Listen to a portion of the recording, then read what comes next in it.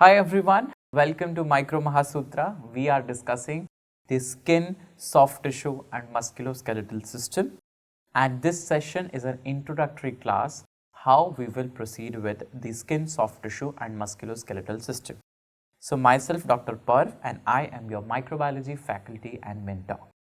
See here, first of all we will discuss about the Staphylococcus and Streptococcus infection, also the gas gangrene, the organism which is Clostridium perfringens. After that, we will discuss about the leprosy and anthrax. Then the topic will be actinomycosis and nocardia, and this will finish the bacteria falling under this category. After that, we will have herpes varicella and not a separate video but the Epstein-Barr virus, the 𝗵𝗵𝗆, we will cover in this video only. Okay.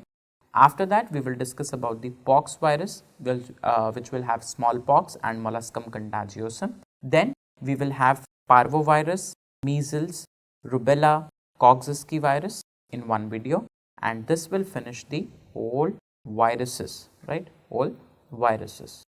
After that, we will have the discussion on parasites like leishmania, cysticercosis, filaria and ancylostoma, that is called as larva migrans, and in fact the dracunculus and trachinella, all of them in one video. This will finish our parasitology, which is there in the skin infections.